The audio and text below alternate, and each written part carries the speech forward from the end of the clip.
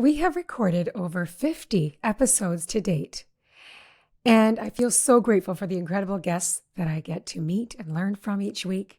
Today is no exception. I had the privilege of speaking with MaryCatherine McDonald, PhD, or MC for short. MC is a research professor and life coach who specializes in the psychology of trauma, stress, and resilience. I listened and read her book, Unbroken. The trauma response is never wrong. She uses her great understanding of neuroscience and psychology to overturn the misconceptions about trauma.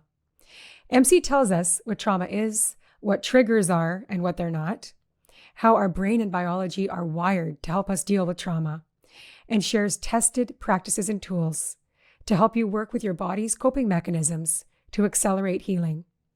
MC says, if I could snap my fingers and change just one thing about the way we understand trauma, it would be this. At its core, the trauma response is the strength response.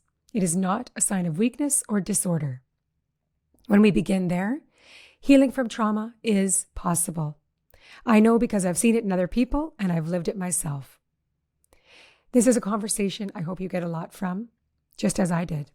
Enjoy. Welcome to Let's Talk Love, the podcast that brings you real talk, fresh ideas, and expert insights every week. Our guests are the most trusted voices in love and relationships, and they're here for you with tools, information, and friendly advice to help you expand the ways you love, relate, and communicate. We tackle the big questions, not shying away from the complex, the messy, the awkward, and the joyful parts of relationships. I'm your host, Robin Ducharme. Now, let's talk love.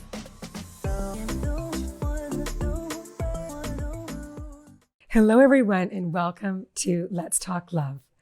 I'm very excited to welcome our guest, MaryCatherine McDonald, who we are going to adoringly call MC for the rest of this interview. Thank you for joining us, MC. Oh, thank you so much for having me. I'm so excited to be here. I have been preparing for this interview and enjoying learning from you. Your book is called Unbroken. The trauma response is never wrong. And I have to say, I am new to learning about trauma. And so I've been working with different experts and reading these books, and I'm still I think baby stages of understanding, but I think your book was it was very well written. Oh, so it was entertaining as well as I felt like, and I said when I was preparing to, one of my best friends works with us and we do the podcast planning together. Mm-hmm. And I said, I'm so excited to meet MaryCatherine. She's down to earth. She's funny. Your stories are great. I can tell you've got a great sense of humor.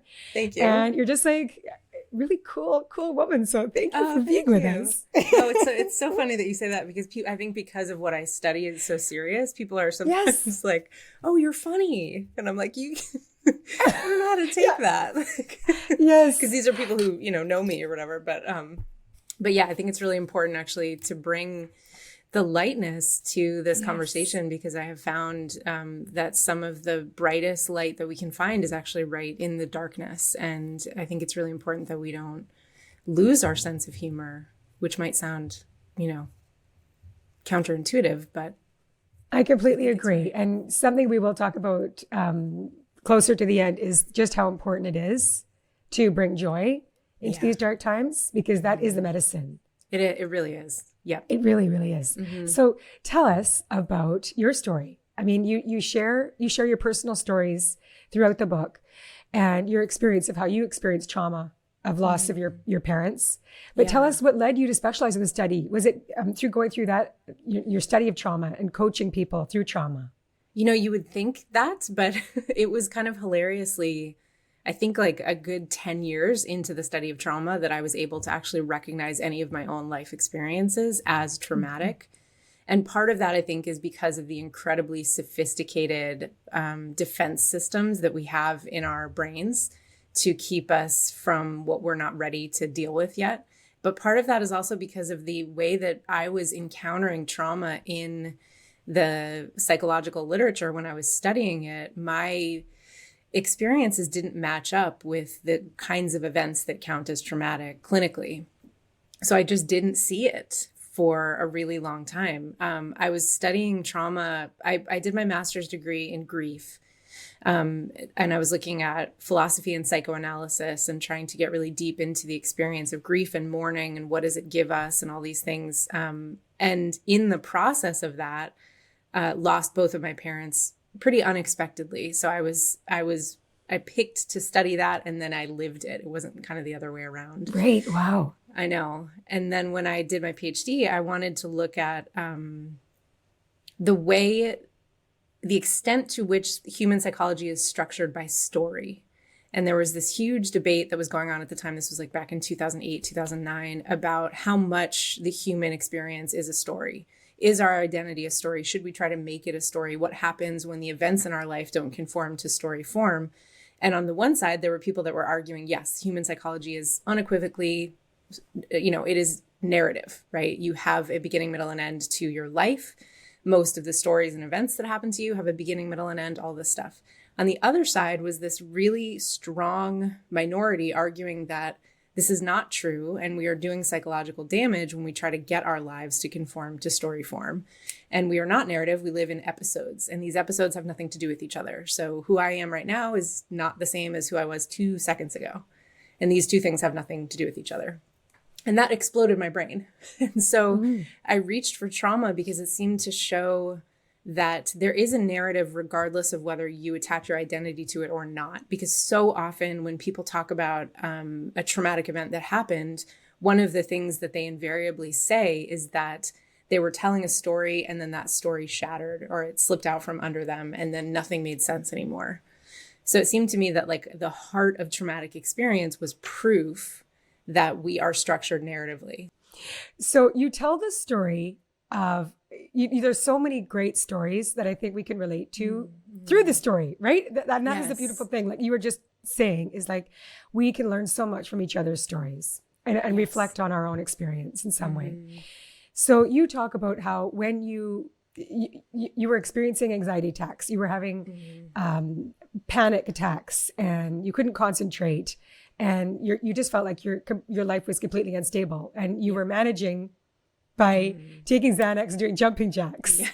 So like, when I read that, I was like, wow, you could see that, right? Yeah. And you went into your therapist's office and one of the ways you were actually coping was to lay on the ground. Mm-hmm.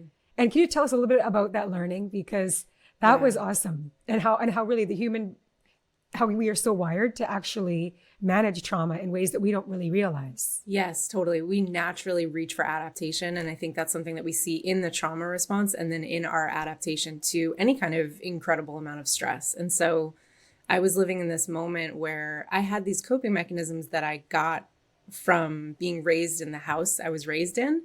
And they essentially looked like disconnect from your emotions and manage them, Mm-hmm. And then my father died and those coping mechanisms worked for about 6 months. You overwork, you keep yourself busy, you don't think about things, you don't feel things, you disconnect from your body, you just manage.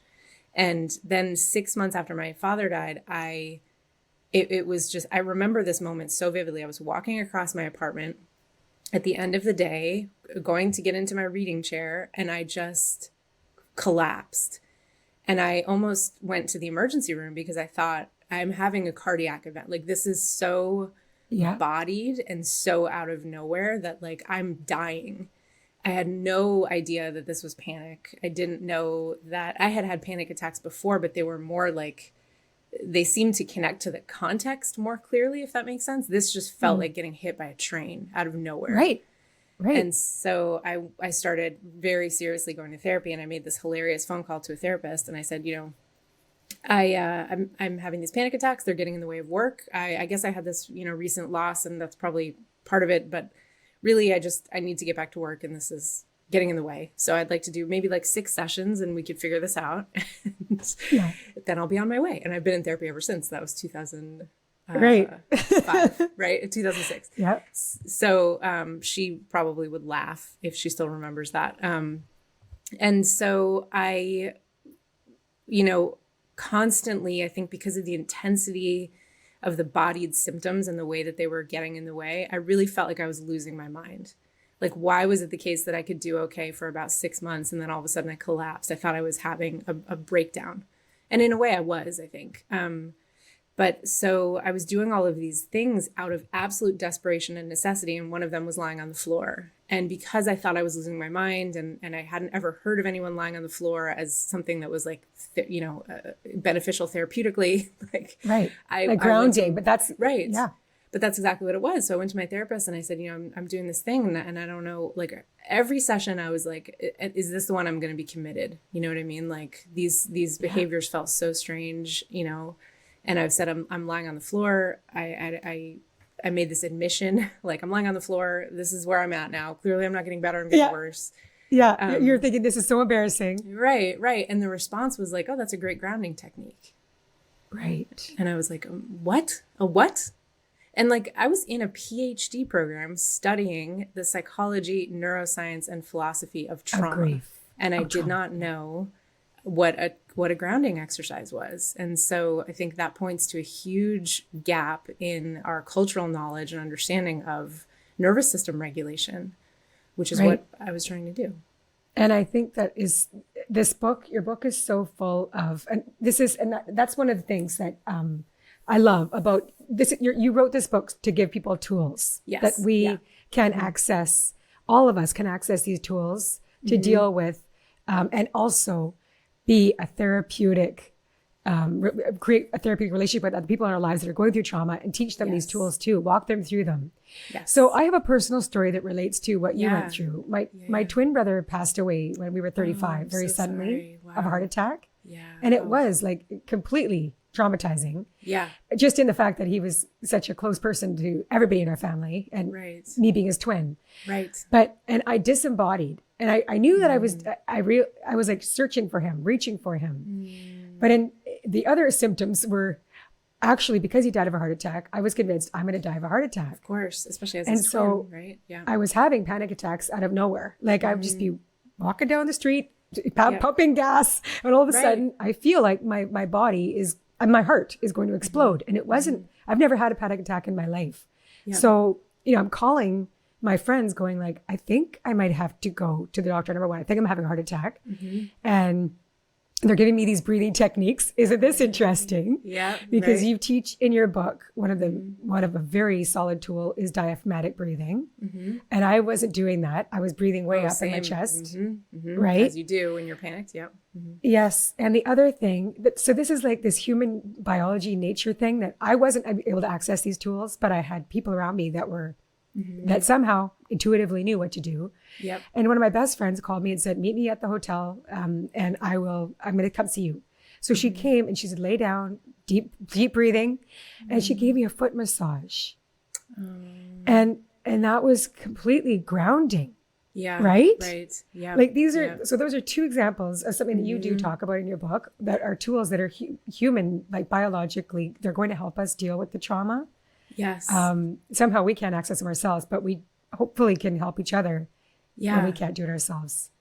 There's this amazing whole field called interpersonal neurobiology, which is headed up by Daniel Siegel. And the idea essentially is that we think of our brains and our nervous systems like these independent things, like we're moving around the world as these independent beings, because that's, that conforms to our experience most of the time. But what we disregard is the ways in which our nervous system is modulated by other people's nervous systems. Right. And so many grounding techniques involve touch by somebody else or talking with someone else. And what you're essentially doing in that moment, we talk about connection and the importance of energy and all of that stuff, which is of course also true. But on a neurobiological level, you're sort of like leaning on the other person's regulation to regulate yourself, which is wild. Yes. So I tell us, what is the biggest misunderstandings that are around trauma? Because there is a lot. Like you've already, I would love to talk about big T, little t, like there's no such thing. Right. But also just what trauma is and what are the misunderstandings around trauma? I think the biggest misunderstanding is the idea that if you have a trauma response and if you're having any symptoms after a traumatic event, that this means that you're broken. That is scientifically false. And that's why I called the book Unbroken, because the trauma response, this is not my opinion, this is scientific fact, is an adaptive set of responses in the body that are designed to keep you alive. So the root of what can become, of course, distressing symptoms like we're talking about, like these panic attacks, the root of that is this inherent will to survive, this strength. It is not a sign of weakness, and it is not a disorder. In fact, one of the things that has been consistently argued about in the field of psychology in the US is the fact that we call post-traumatic stress a disorder, because it's not actually a disorder. We know that scientifically, the whole field knows that. And so why are we still using this language of disorder? And so we should take the D off that. Yeah. And call it post-traumatic stress injury or just post-traumatic stress, because what's happening is that you have this stress response system that gets flipped on as it is supposed to, because it's designed to keep you alive. And then problems occur when it gets switched on and it stays on when it doesn't need to be on. So these experiences that we're talking about, like when you're pumping gas and you have a panic attack all of a sudden, that's not a situation where your stress response needs to be acting like that. And so what we need to do is recalibrate it back to its baseline, not get rid of it. And so I think that's the most fundamental misunderstanding, is the idea that if you have trauma, you are broken. That is false. Right. And the other, this other misunderstanding that I think we're culturally wired, almost like not wired, but we're taught this so much comparison in so many ways, right? Oh my gosh. And you give examples of trauma on how there's this one story. I thought it was just this beautiful story with so many lessons about a woman that you were treating. She was emergency response person. And of course, every day, day in, day out for her career, she's seeing people go through trauma. She's dealing with it face to face. Yeah. And she was coming to you because she was having all of these, she wasn't able to work. She wasn't able to travel for work anymore. Like it was, she had all these debilitating, life-altering symptoms that were like affecting her life. And can you tell us about that? Because she thought she had a big T. She thought she had little t that wasn't worth talking about. Yeah. But it was really big T. See it as T at no, but there's no bigger little t. Right, exactly. Yeah, the distinction, the big T, like capital T and lowercase t, or simple and complex trauma, comes from a clinical space, which we can talk about if you want. But we have like twisted it in the weirdest ways, and it is obscuring our ability to see and respond to our own traumas correctly. And so what happened was so each chapter has a case study, and all of the case studies are compilations. So they're little pieces from different clients. And so I've seen this frequently, where a client will come in and they are describing, okay, I have these symptoms of PTSD or these symptoms of trauma, and I think the source is X. And in this case, in the case study in the book, she thought that the source was her job, which was one of the things that would potentially count as clinically potentially traumatic, because she was, as you said, she was witnessing other people's traumas every single day. And we've come to the realization in psychology that vicarious trauma is a thing. And so if you're a first responder and you're exposed to trauma, even if it's not affecting you directly, you're still exposed to it. And so this can create PTSD over time. So she was having these symptoms and thinking that is what was the source of the trauma. But the more we dug in, like, I just couldn't find any connections. All of the stuff was resonating with her. She felt like the tools made sense, but like the story wasn't connecting. Every time she talked about her work, she would light up. She seemed like she had no distress. She didn't have memories of these moments of stress that she was reliving. There was no intrusion around that. And this breakup kept coming up. And she would talk about the breakup and then dismiss it and say, like, I'm a first responder. I just talked to somebody who lost their entire family. This breakup is dumb. So she was kind of dismissing this. And the one night when we were having a session, I was like, hold on, like, can we talk about the trauma, or can we talk about the breakup for a second? And she's like, I guess. And I was like, tell me what happened. What is the relationship? And it turned out that she was in a situation where she was planning a future with someone. They weren't yet married, but they were looking at homes together. They were having this plan, and he took up with somebody else and left. So like one weekend they were looking at homes. The next weekend he was living with another woman. And that whiplash shattering event of her entire future was the thing that was causing the symptoms. And I'm so glad in every case that this has happened that we've been able to locate that, because what she was about to do was quit her job that she loved and continue to miss the source of the pain, which is wild. Very So wild. so it's really destructive and corrosive when we have these categories and hierarchies around traumatic experiences, and we try to label ourselves as traumatized or not traumatized. The other place that I see this come up all the time is in the ACEs, the Adverse Childhood Experience study, that you can go online and you can get your ACEs score, and they will then decide they are legitimately traumatized, or they're not legitimately traumatized, but maybe their partner is legitimately traumatized. And that metric is problematic in so many ways, but we use it to sort of work against ourselves and steep ourselves and each other in even more shame, and that prevents healing. And when you were able to locate the source of the trauma, how did that lead to her healing? So I think the first thing that we did, and this takes a long time, is to validate that the source is real, because you have to work against all of the societal narratives that are telling you that this thing is traumatic and this thing isn't. Right. And your body is telling you the thing that isn't labeled as trauma is actually the thing that's causing the problem. So a lot of it was about kind of re-educating her that this was allowed, that this of course was painful, that when someone walks out of your life and you've planned a future with them, that is incredibly traumatic, and it reveals to you a vulnerability that you might have been ignoring. And that vulnerability is not something you can unsee or unknow. And so it follows you and you feel haunted. And like, of course, you're traumatized by this. A lot of work was almost in that conceptual place. And then we were actually just kind of applying the tools that we had been trying to apply to what we previously thought was the source, which was her job. And so, she went and did EMDR with an EMDR specialist, and did some narrative work, which I have a tool in I think it's the first chapter, where she told some different versions of the story and was able to kind of relabel that. So we were working with her memories and meaning around the event. And then over time, it just, it integrated. Right.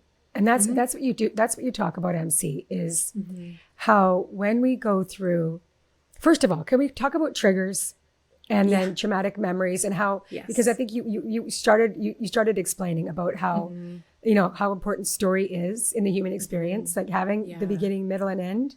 And when we go through a traumatic event, our brains are in survival, right? Our body's in survival. So like the memory part of us is not able to register like recording almost. It's like the recording device is broken right now. I need to survive. Right. I'm just trying to explain this in my own way so that to make sure I understand it. So then we can't form like a complete memory through a traumatic event. And so our memories are kind of scattered all over the place. Like there is memory, but it's not in organized fashion. Yes, and so that's exactly right. So what happens with a trigger? And because we're overusing that word too. We're misunderstanding that word. We're being like, I'm triggered. Well, probably if you're using it in a very light fashion, you probably aren't triggered. A trigger is something. Can you explain that to us about triggers and traumatic memories? Yes, I'm kind of laughing because that was sort of a fun thing to talk about in the book, because I got to use these real life experiences that I've had where I've overheard people talking about something being a trigger, or my students have told me that something is a trigger. And even while they say it, they kind of have a smile on their face. Like, I'm triggered by the dorm food or by my roommate snoring, or, and it's like, okay, so what we're describing is relevant and important. It's important that the dorm food is terrible. It's important that you report that experience. It's important that you file it away. And at the same time, it's also important to mind your diction because words matter. And when we talk about triggers in neuroscience, what it is meant to capture is that there is a kind of memory that is very, very different than the rest of our memories. So if you and I are hanging out and we walk into a coffee shop and I smell the smell of like cinnamon bread, and I have this memory of my mother making cinnamon bread, I might turn to you and say, oh my gosh, I have this memory. Let me just tell you about this time I used to sit on the counter in the kitchen and I just love that smell. Feels like home to me. And then when it's our turn to order, I'm able to kind of put that memory down and talk to the barista and order whatever I was going to order, right? And then we're able to continue to have our hangout and talk. That is an integrated memory. An integrated memory is one you can pull out, you can talk about, you can feel some of the emotional content, and then you can put away and move on with your day.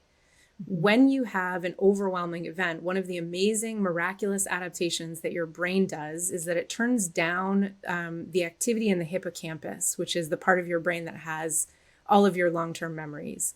And so what results, as you said, is that you get a memory in there because all of our memories, all of our experiences get filed away in some fashion. But instead of being that really organized memory file that I can pull out and talk to you about and, feel some of the emotions and then put it away, I get a fragmented memory. And the fragmented memory is not something that the hippocampus likes because it doesn't know what to do with it. It doesn't know where to put it or what it means. All it knows is that it's connected to danger. And danger is something we really need to pay attention to. And so every time something comes up in your perception that reminds your hippocampus of that memory, it sort of tosses it to the front of your mind to give you the opportunity to process it because you didn't process it before. The problem is that the fear center, the limbic system in your brain also recognizes that fragment as danger. And so instead of going through the processing and the integrating process that you can do when all of your brain, capacity is online, your fear center sends you right back into the trauma response. So you are standing there in your office or at home or whatever you're doing, and your body is in the past, reliving the experience as if it were happening all over again. That's a trigger. Yes. And it's not like traumatic memories are not memories. They're instances of reliving. Yeah. You are reliving the experience, although it's not, you're reliving a past experience in your present. Mm-hmm. Yes. And in a way that is intrusive. So we could say, like, going back to the bakery example, like in a way, like I am reliving my childhood when I get to tell you about the cinnamon bread. The difference is that it's not intrusive and it's something I can talk about and it's something I can put away. When I'm reliving in the sense of having a trigger, I am totally derailed. And so, and that will get in the way of my life. That will get in the way of my behavior, my relationships, my work, all of these things. And so, they're really important to distinguish from the other kinds of memory. I think there's a couple of other misconceptions around triggers that I think are really important. And one is that we think we always have conscious awareness of what our triggers are. And I think this especially comes up in spaces where we're talking about trauma and relationships, where we think like, okay, I know my triggers and here's my triggers and I'm going to give you my list of triggers and then we can work through them. But often what happens is a trigger is something that has no conscious connection. You just react or have rage or fear, or you have this outsized response in a situation that you consciously know isn't threatening, but all of a sudden you're acting as if it is. And so usually there's a lot of work that needs to be done to even just connect the dots, to understand that this reaction is coming from this stimulus. Yeah. And the other one is that if you have a trigger, this means you should avoid that thing for the rest of your life. That's a huge misconception that comes from the era of trigger warnings, which is really corrosive to healing, because a trigger is, and you can see it from the neurobiology, it's supposed to be an opportunity for your brain to integrate what it didn't get a chance to integrate before. Is it painful and awful? Yes, of course. And what your brain is trying to do is help you put this thing away so that it looks like the rest of your memories. You can't do that if you avoid the thing for the rest of your life. It's impossible. And so what ends up happening is that your life just gets smaller and smaller because your brain learns, okay, the things we avoid are the things that keep us safe. So let's avoid more and more things instead of healing, which is growth. So yeah. Right. You give an example of how for the longest time you had an aversion like to pasta with tomato sauce. Yes. And you had no idea. It wasn't like this thing. And you were like, I used to love spaghetti sauce, like spaghetti sauce. Right. But then you realized, right? How did you realize would that be called a trigger?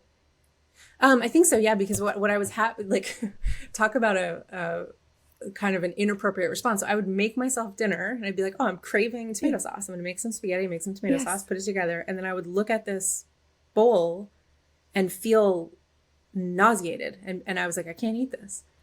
Wow. And I was like, what's happening? Is this a brain tumor? Like, what is happening to me? Yes. And again, by the time I realized this, I was well out of a PhD studying trauma. Like Yeah. So if there's going to be Yes. someone who notices at what a trigger is doing, it would hopefully be me. But triggers are so sneaky.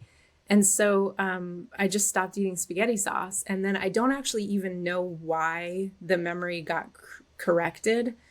Our brains are kind of are consolidating and reconsolidating memory all the time, kind of in the background while we sleep, while we do other tasks. And so there was one day where it was like I got hit by lightning, and all of a sudden I was like, oh my God, the last thing my father ate before he went into the hospital and then died was spaghetti. And so Right. my poor little brain had connected these two things as like mortal danger. And it was trying to protect me. Don't eat that thing. It's poison. Oh, I know, right? It's just like, so sweet. You have to have compassion over that. You do, totally. Yeah. But then as soon as I realized that, I was like, oh, little scared part of my brain, that's not what killed him. He had colon cancer. It wasn't the spaghetti. We can eat spaghetti. It's okay. Yes, You almost it's turn safe, to that part of you. Exactly. It's a part of yourself as if you're talking to a toddler. And now I can eat spaghetti. Right. It's kind of a funny thing once we bring the thing into the light and kind of dispel what the mechanism at the center of it is. It can really lose its potency. Yeah. So you do talk about shame and how there is there is so much shame around how we look at trauma. Yeah. It's like, I shouldn't be feeling this way. Like, can you talk about that, MC? About how it is rethinking what trauma is. And you're saying the trauma response is never wrong. You are not broken. You reiterate that message over and over again on how this is how we are wired, and we're wired to protect ourselves. And it's very natural on how we are responding. Yes. But there's still a lot of shame. Yeah. And I think a lot of that shame comes from the history of the study of trauma. And we don't realize the way that when we don't study the history of a thing, we don't have any idea about how the history impacts our current understanding. Right. And so before we had all of this neuroscience and this understanding of the trauma response and the stress response system in the body and how that works and what symptoms it causes, we didn't understand trauma. And so we had to make guesses about what was happening. And those guesses were usually... they were wrong for sure, but they were usually kind of like conceptualized as some sort of weakness or failure or issue in the person who was suffering. And so you would look at two veterans who came home from the same war, fought in the same battalion, had the same position. One of them had all of these symptoms, the other one didn't. The field of psychology looks at the person who has the symptoms and says, well, there must be something wrong with him because his buddy made it out fine. Right. And so there was no way to kind of conceptualize these things. And I think we have come a very long way in the understanding of trauma. And in many ways we have, certainly technologically, but societally, we have inherited these definitions of trauma that are based in these very twisted ideas that if you are traumatized, you are broken.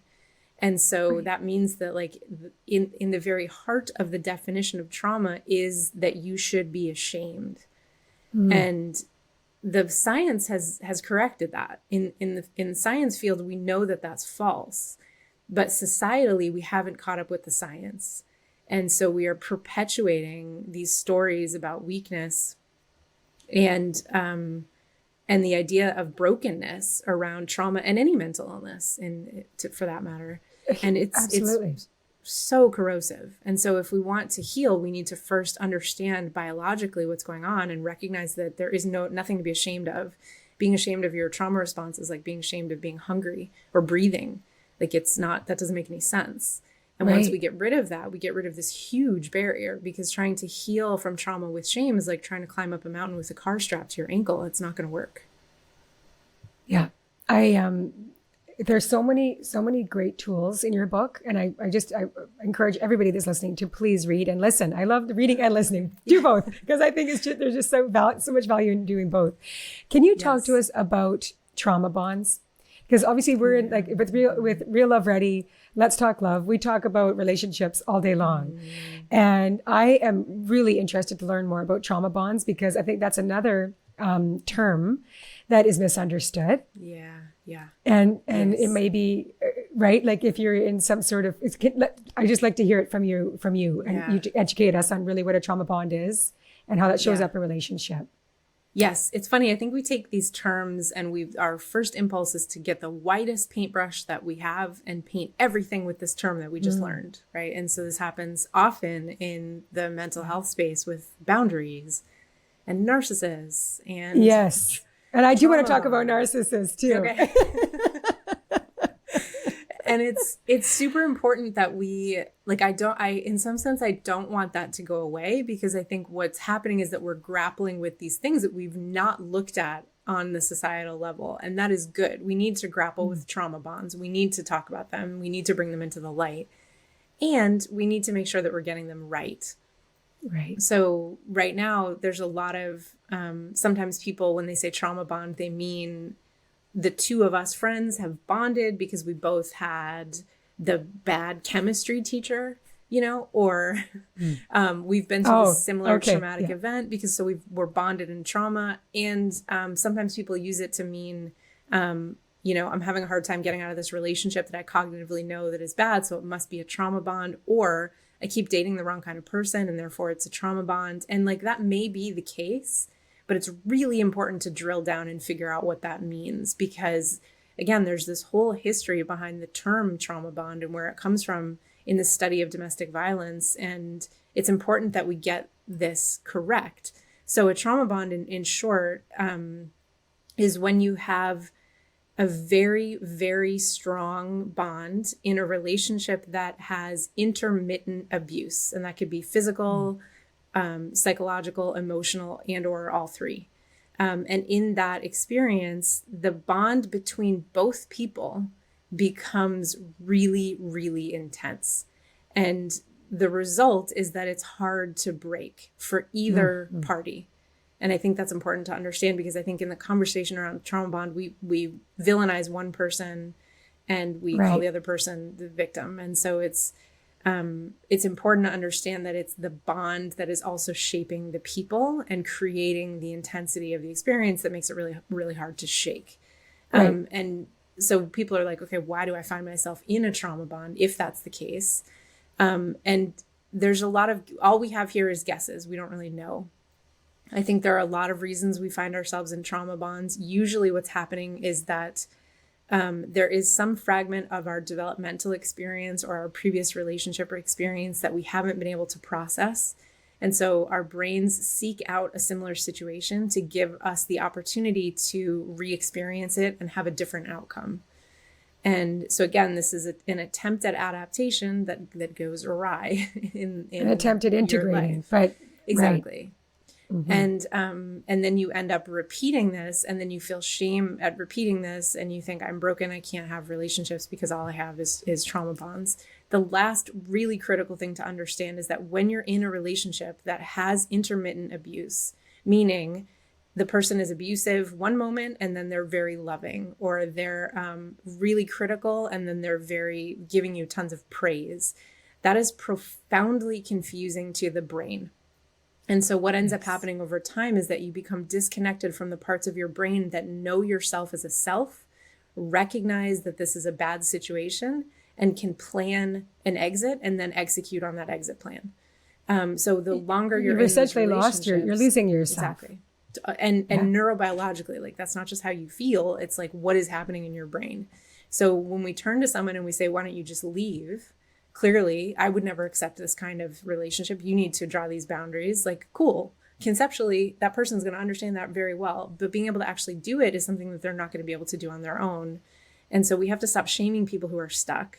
And people who are stuck have to stop shaming themselves, because what's going on in their brain is very real. And the way back is to reconnect with yourself and build that strong foundation. And then those things, your future becomes possible again, The other thing you say, because we talk a lot about this, we're trying to learn how to learn ourselves, like you said, so that we are not repeating patterns. Like you said, we're attracted to what we know, all the experiences we've been through, and we are trying to integrate, we're trying to heal. And so the other, I think overused or misunderstood term and label is like toxic. That person's toxic. And you say there's not a toxic person, it's toxic behaviors. So when you're working with people that have had unhealthy relationships, and it's like this is a pattern, or they're out of this unhealthy relationship and they're like, I do not want to repeat that. How am I going to get to know myself better and understand myself better so I'm not repeating that pattern of creating a relationship with somebody that does have toxic behaviors, let's say, not a toxic person. Right. I'm learning, Nancy. I'm learning. It's so hard because like I think part of our brains like just want it to be simple, and we want to divide the world into like, no, it's not. I wish it were, but like we want to divide the world and say, okay, here's the toxic people, here's the non-toxic people. All I have to do is figure out which is which, and then I'll be fine. And the truth is that we constantly change in dynamic with each other. The other, I think, term that gets thrown around in the incorrect way are the attachment styles. Because they're too often talked about as if they're fixed and unchanging, and there's nothing you can do about the fact that you are anxious or avoidant or whatever. And that's not true. And it also misses the idea that a lot of the behaviors and tendencies arise in one dynamic and wouldn't in another. Right. And so if you're feeling anxious in a relationship, it's important to understand that part of the reason you're anxious is the relationship and the other person. Yes. It's the dynamic you're in. Exactly. Right. Right. So look at your one person as the cause and you as, or vice versa. It's the 1 + 1 = 3. Right. Right. Right. I was like, wait. I get it. I get that. Yes. Okay. So, and the other thing you say, I love this. I put a dog ear on this one on page 114, the takeaways and tools. You're saying there isn't a tool that will single-handedly extract you from a harmful relationship. There isn't a tool that will swiftly sever the chains of a trauma bond. There isn't a tool. For this, you need all the tools. You need a therapist. You need a strong support network. You need the painful awareness that even when you use all the tools, you may still find yourself humbled and bruised, sitting dazed at the wreckage with a collision between the rare earth magnets has caused yet again. Yes, it's just like that is the reality of life, right? Like you could have all the tools employed. I mean, I think about all the tools I know, and most people do in our relationship space is that we're reading the books, we're listening to podcasts, we're like, we're doing it, right? We're using the I statements, but we're doing the work. Like, oh my gosh, that doesn't lessen the work. No, it doesn't. And I think like if we understand that like a part of the human psyche is always going to elude us, and that doesn't mean we've failed. I think then we can take on those experiences with more humility and say like, oh, okay, here it is again. Here we are again. I'm doing the thing. I think we hold up this like this ideal of what it will look like when we have healed, what it will look like when we have done the work. And we will have checked the boxes, and then we'll be able to engage in any situation relationally without any kind of bump in the road. And that's just not, we're setting ourselves up for failure when we do that. Yeah. And I think, when I have lots of relationship triggers, I know about them. I'm sure there's some I don't yet know about.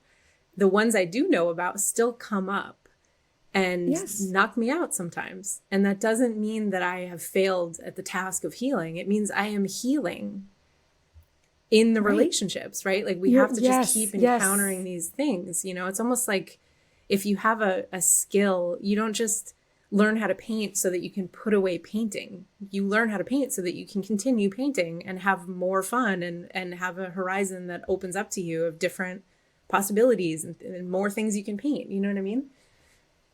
I really like that. If we see analogy. relationships that way, then I think we let ourselves off the hook a little bit, and then we can step back and look at, go back to your question about trauma bonds. I think the question to ask is, how am I energetically involved in this situation? What is it? What is this repeating that might be helpful for me? What is my brain trying to get me to relive and re-experience? And those are hard questions that should be taken on with a professional. Because it's hard to look at the ways that you're invested in the things that are hurting you. But I think if we don't look at that, we miss really critical parts of our experience, and then we repeat them. And that doesn't mean it's our fault. Like we can't keep swinging from one side of the pendulum to the other and saying it's all my fault or it's all the other person's fault. It is far more complicated than that. Yeah. So I wanted to talk about your newest project that you are working on. And I see you posting about tiny little joys. And it's like, it starts, you talk about this in the back of the book in the epilogue. So tell us about your online course, Tiny Little Joys, and the neurobiology of joy. Because first, I just want to say this is like, I am the biggest advocate when it comes to joy. I'm all about creating joy and how important joy is and how I'm wired for joy. And I didn't realize that until I went through all the traumatic things that I've gone through the last like 10 years, 12 years. But I'm but I've naturally, I guess it's my own neurobiology, reached for joy. Like, I want to laugh. I want to talk about the greatness of my brother and laugh about all the funny, hilarious, ridiculous stories of him so that we can focus more on there's a balance. There's like a pendulum. I'm like, oh, I'm way over here. I'm way in the dark. I got to bring some light, got to get some light. Yeah. Right. So, and that's what you're saying, but that's a brain. Yeah. It's like, there's neurobiology with joy. Yes. Which is so exciting because I think I'm interestingly maybe not wired for joy. Yeah. I'm a reluctant joy seeker maybe in my life. And so I was really on the fence. So the whole field of positive psychology is about this. It's about, let's put our obsession with pathology and symptoms down for a second and think about positive emotions and positive experiences and what those might do to impact someone's resilience and general well-being and psychological state and all that. And I was kind of embarrassingly really on the fence about that, especially working with folks who were dealing with acute trauma, because a lot of the tools that were coming out of positive psychology were like, okay, cool. We know that if you make a gratitude list or if you have hope for your future, you will fare better psychologically. But if you turn to someone who's just been through an incredibly traumatic experience and ask them to make a gratitude list, like that's pretty offensive, And that brings brings us to toxic positivity, which of course we want to avoid. But then the neuroscience came in and it proved that everything that was happening in positive psychology was right, because they found that there's two circuits in your brain. There's lots of circuits in your brain, but there's two circuits in your brain that are essentially counterposed. They can't be online at the same time. And one of them is the fear circuit. And the other one is something that they've called the hope circuit. Mm-hmm. And the hope circuit is the part of your brain that's responsible for future planning, imagining, dreaming, experiencing moments of kindness and gratitude. And so it was like, oh crap. Okay. So now we have to do this work of adapting these tools that we know are effective for the population who stand to benefit from them the most, which is folks who are dealing with acute trauma. So how do we do that? And so this is my next book project, which is about tiny little joys, about how can we build this bridge and make a set of tools that does work, even if you've just experienced a traumatic event. And the first tool that I created, this was at the very early in the pandemic in 2020, was this practice of tiny little joys, where you kind of recognize and accept that everything around you is falling apart, and you make a commitment to noticing at least one thing a day that gives you a little blast of joy. And it should be tiny, something on your desk, the way the light is coming in, when a song comes on a playlist that you didn't remember was on that playlist and you feel like, oh, I love this song. Like the bubbles that come out of the dish soap bottle when you pick it up, like that small. And when you notice and imprint these things, what you are doing is kind of, especially if you're in a really dark moment in your life, is recognizing that even though everything is falling apart and you are in the worst grief or trauma or whatever that you've ever been through, that there are still these really almost like relentless pieces of joy there to anchor you. Right. I really like that. Relentless pieces of joy. Yeah.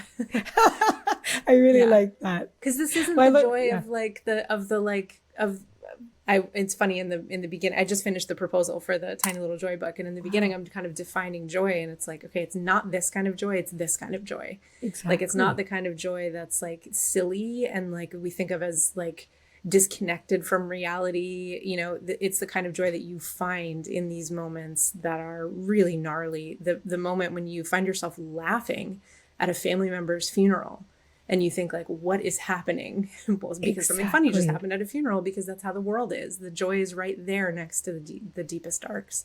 And it really is.